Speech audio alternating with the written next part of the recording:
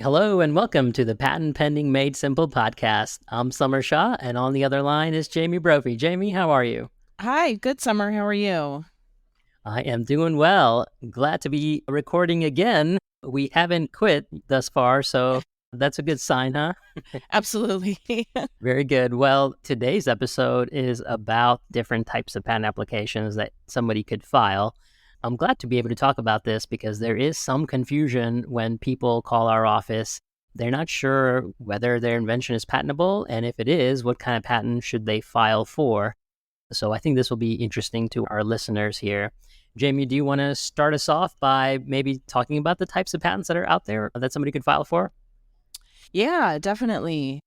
The three main types are utility patent applications, plant patent applications, and design patent applications. With the utility application, there's two different types. There's the provisional application and the non-provisional application. The provisional is just an application that is good for a year and it expires after that year. And it's basically just a placeholder for your filing date. And then within that year, on or before the anniversary date of the year, you need to convert that to a non-provisional application. And that's the application that will get examined by the patent office and hopefully end up being a patent. That's a great overview. Taking a step back beyond that, I think of utility patents as protecting how something works, the underlying mechanism for how something works or how the invention works. I think of the design patent as the ornamental shape or how something looks, being able to protect that. Is that how you would categorize them too, Jamie? Yeah, definitely. The official definition of a utility application is any new and useful process, machine, manufacture, or composition of matter, or any new and useful improvement thereof. So that's what's covered in a utility application. So the way something works, the way you make something, things like that. And then for the design application, it basically just covers the way something looks. So it's a lot more narrow coverage in a design patent versus a utility. Yep, that makes a lot of sense. You had mentioned that the provisional application is only good for 1 year. And I'm going to ask you some questions from the perspective of somebody who has questions about this, Jamie. Yep. So, does the provisional application turn into a patent grant? No, the provisional is, like I said before, just kind of a placeholder for your filing date. You want the provisional application to be as complete as possible. You want it to have everything in it that you think you'll need in your non provisional, but it just sits at the patent office for a year. It doesn't go anywhere. It's a great option for quickly filing something that you need to get protection for. And then it gives you that year to do further inventing or find investors or find manufacturers with the confidence that you do have patent pending status. But no, a provisional application will not be examined by the patent office and it will not result in a patent. Yep, I agree with that. A lot of attorneys will kind of poo poo or downplay the provisional application. To give you some context, at my old firm, we routinely did not file provisionals at all, mostly because it didn't make economic sense for the law firm. The firm just didn't make a ton of money on those applications. We would file them sometimes if there was an emergency or if there was a on sale bar date coming up or a disclosure date coming up, but normally we wouldn't file them. And a lot of people who actually call our office, they're like, hey, I don't want to file a provisional because I heard they're terrible. And Jamie, what do you think about that? Do you recommend your clients to typically file a provisional, or do you think it's a bad idea to file them? No, I think it's a good idea to file them, especially for independent inventors, small companies. A lot of times when people come to us, they haven't fully fleshed out what the invention exactly is. They have some ideas for how it's going to work, but they haven't done a prototype. They haven't had engineering drawings done or anything like that. They're nervous about disclosing it to anybody that would need to help them with those things, which makes perfect sense. So I think a provisional is an important step. It gives you some protection while you continue to work on your invention. Yeah, I agree with that. I think provisionals are great. The challenge with provisionals is that there are very few legal requirements for a provisional application. So you could file theoretically just one sentence about your invention as a provisional application, or a back of a napkin description of your invention and file it as a provisional. I've seen a lot of provisionals like that, and I'm sure other attorneys have seen them as well. I think it'd be easy to conclude from that, hey, provisionals are terrible. They don't give you enough protection. They don't meet the enablement requirement, and so on and so forth. What I like about the way we practice is that we do a pretty good job on the provisional application. They're pretty full featured. They usually always meet the enablement requirements and a lot of other requirements. And Jamie, could you talk about what makes for a good provisional application, or how you think about what needs to go in that provisional application? Yeah, I mean, I try my best to write the provisional applications in sort of the same manner I would write a non-provisional application. So whatever's in the provisional application is entitled to that filing date of the provisional application. If there's additional things or things that are not disclosed in the provisional that are in the non-provisional, that additional material won't be entitled to the earlier filing date. That's sort of the problem with doing what I like to call a quick and dirty provisional, where you just need to get something filed. You submit just kind of what you have without really writing out a full application. If I have the time, if the client's not in a hurry, I like to write them the same way I would write a non-provisional. Having all the drawings in there to the best of our ability, making sure the invention is enabled, making sure we've disclosed what we think is the best mode of practicing the invention. I would think about what I want in the claims and make sure I disclose those things in the provisional application. So yeah, I try to make it as full of an application as I can, but sometimes it depends on what information the client has and how far they are in the inventing process. Yeah, that makes sense. You can only protect what the client has invented, but I think it's a mistake. Sometimes inventors think that, oh, well, I can just put anything in that application and file it. And I think that's a pretty big mistake and potentially very dangerous too from a patent perspective.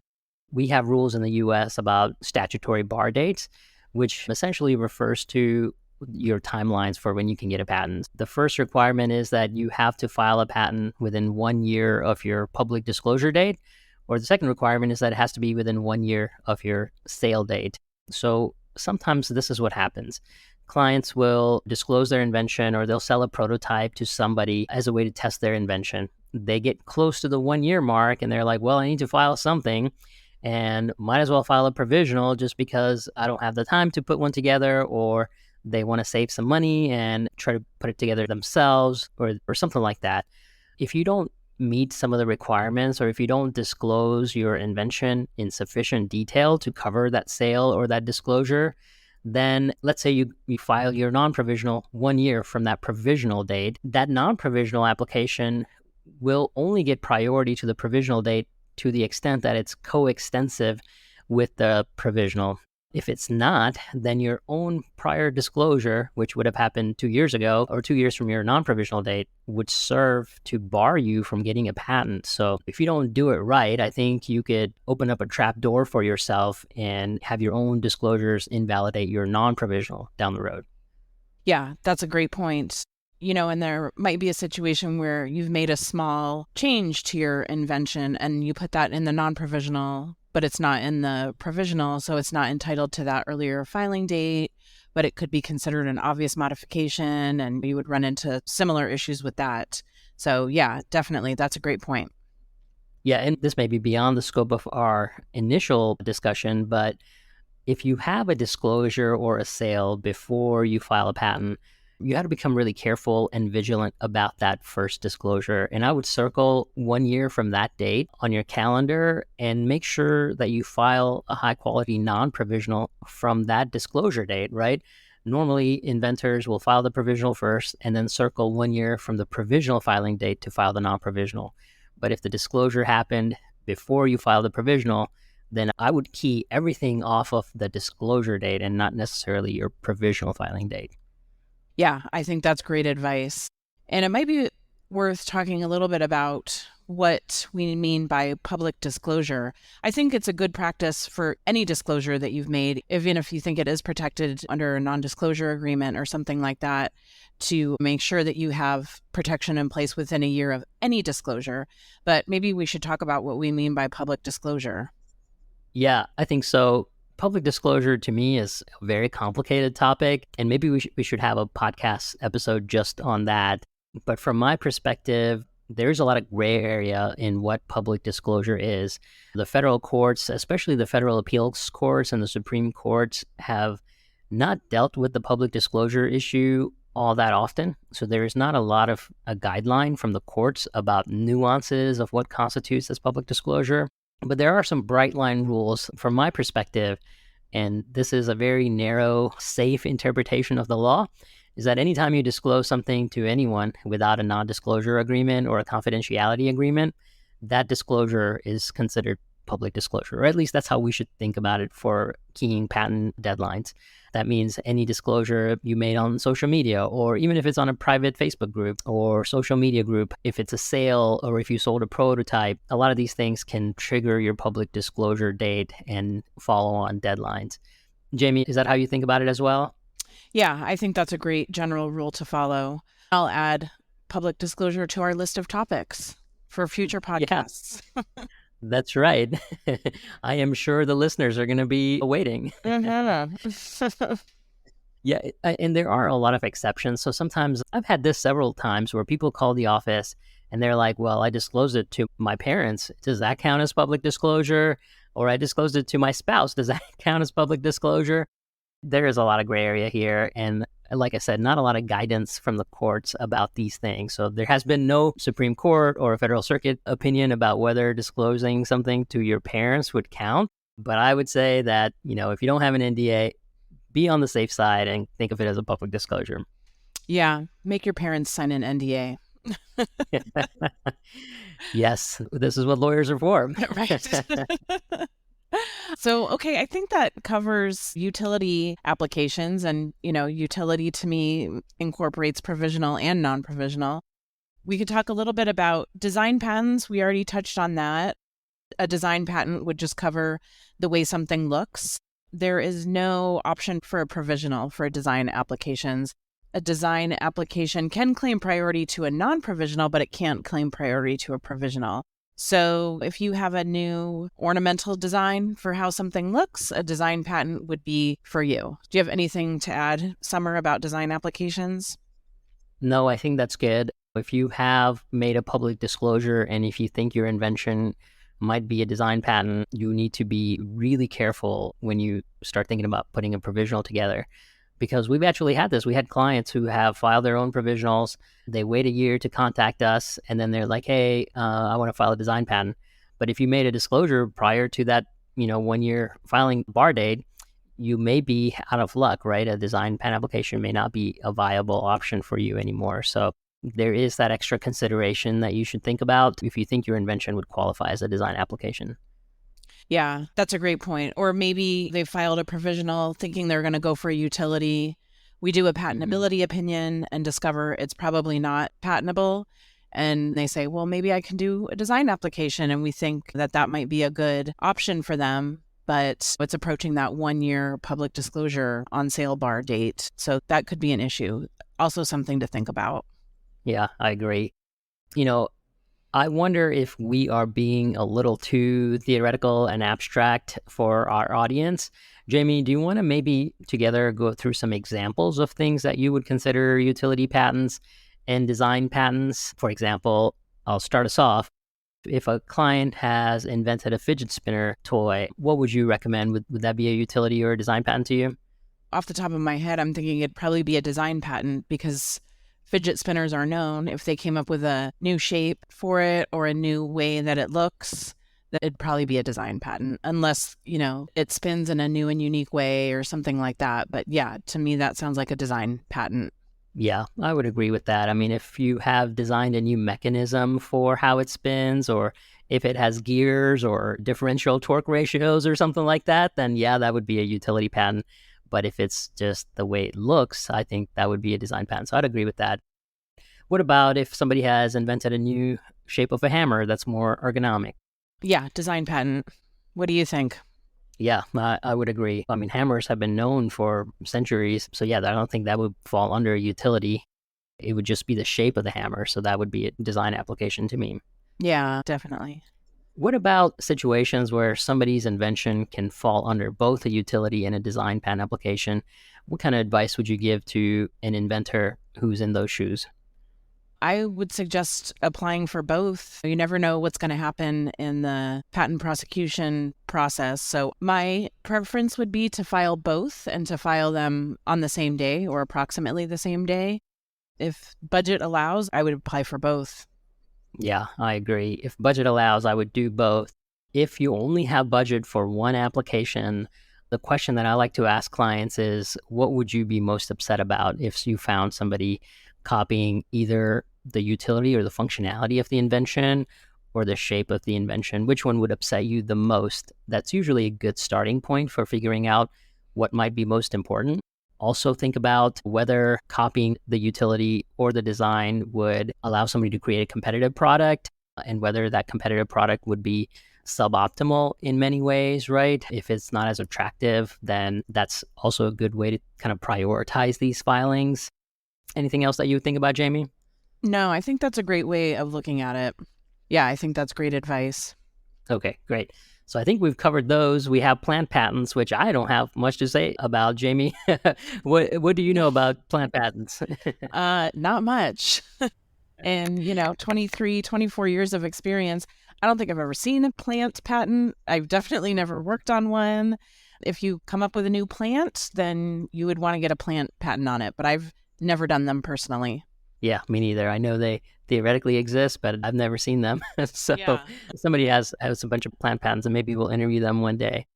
I think this is great. There's also the PCT application. Maybe we should talk about that. I'm sure some of the listeners will have questions about protecting their invention internationally, and maybe they've heard of the term PCT. Could you explain what that means? Yeah. So PCT stands for Patent Cooperation Treaty. And this is a treaty amongst a bunch of different countries. If you're interested in protection outside of the US, you'd file one PCT application, and then within a preset time limit, maybe you can talk more about the time limit, Summer, but within a preset time limit, you would need to decide which countries you want to go into from the PCT. If you decide you want protection in Europe, Europe is all one patent office covers all of Europe. So European protection, protection in Japan, and protection in China. You could then branch off of your PCT application and file in all these different countries. Does that about cover it? Yeah, I think that's right. So, from a timing perspective, you do have 1 year from your US application, your first US application, to file the PCT application. So, that deadline could be triggered by a provisional or non provisional, whichever one comes first, essentially. So, you do have 12 months from your US application filing date to file the PCT. And then the PCT application will give you another 18 to 30 months to make a decision on which country you want to file in. So the way it works is you get 30 months if you file the PCT as your first application, or 30 months from your first priority application. So let's say you file the provisional first, you would have 30 months from that provisional filing date to make a decision on whether to file internationally or not. So in effect, the way it works for most clients who will file a PCT, they'll file the provisional, 12 months later, they'll file the PCT, and then 18 months after that, they'll have to make a decision on which countries they want protection. And that process going into each country is called the national phase entry process. And most countries will have their own deadlines about when that national phase entry has to happen. Some countries are as short as 20 months, 18 months. Most countries fall at the 30-month deadline, and then a few countries also fall under the 32-month deadline. I don't think any go past that. So maybe I should talk about some costs just so people have an idea. The PCT filing itself is $1,000 to $2,000, depending on if you're a micro entity or a small entity. It's not super expensive at that stage, and usually you would want to file the same document that you filed in the US at the PCT. You had to reformat it and file some additional paperwork with it, but the content of the application, at least when we do it, is the same in the US and the PCT. After that, when you go into national phase entry is usually when the process gets very expensive. You have to hire lawyers in each individual country that you want protection in. So if you work with us, for example, we have connections with a lot of foreign counsels, so you don't have to worry about that. But if you're going to do it on your own, you would have to find an attorney in that country to do the national phase entry. And in my experience, it ends up being about $4,000 or so per country if it doesn't require a translation. If it requires a translation, like in the Japanese patent office or the Korean patent office, it's another 2 to 3K for the translation process as well. And then if you wanted to file the EPO, the European Patent Office, it's usually $6,000 to $8,000. But that would give you coverage over all the European countries as opposed to going to the European countries individually. So that's when the process gets expensive. If you're in 10 countries, you can very easily spend 60, 70K in that process. So that's something you want to think about. That process gets pretty expensive pretty fast. Yeah, definitely. Luckily, your U.S. patent protects you from anything being imported, but unfortunately, it doesn't offer you any protection in other countries. So yeah, if you plan on selling in other countries, PCT would definitely be the way to go. But I have a question for you about PCTs, Summer. Is it possible for somebody to file a provisional in the U.S. and then file the PCT application 12 months later and then enter the U.S. during the national phase entry? Yeah, absolutely. You can do that. I had somebody call my office and they said, U.S. applications have a filing fee. So they were like, can we just skip the U.S. provisional and just file a PCT from the get-go? And then you have 30 months from that date to do a national phase entry in the US. So theoretically, that's possible. Not just theoretically, it's definitely possible for you to enter national phase in the US through the PCT. So it could buy you some extra time. Okay. Yeah, good to know. And then when you say it costs $1,000 to $2,000 to file, that's just the filing fee, correct? That's the filing fee. For us, we don't charge additional attorney's fees. We do charge a paralegal fee for our paralegals to file the application, but usually we don't charge an additional attorney's fees because we just file the same document that we filed at the US application at the PCT level as well. Great. Okay. Yeah, I think that covers it for PCTs. Do you have anything else to add? No, I think this is it. I feel like we threw a lot of information at the listeners. So hopefully everyone stuck around till the end and hopefully found this informative and helpful. Yeah, definitely. All right. Thanks, Summer. All right. Yeah, thanks, Jamie. Thanks, everyone, for listening. We'll be back with our next episode next time. Thank you for joining us on the Patent Pending Made Simple podcast. I hope you enjoyed our show. If you'd like to receive updates, view the show notes, or access a direct link to any resource, go to the episodes page on patentpendingmadesimple.com. To help others find our podcast, please like, share, and subscribe. Thanks again for tuning in. I look forward to having you with us next time on Patent Pending Made Simple. This podcast has been hosted by Outlier Patent Attorneys and is not intended to, nor does it create, the attorney-client privilege between our host, guest, or any listener for any reason. The content of this podcast should not be interpreted as legal advice. All thoughts and opinions expressed herein are only those from which they came.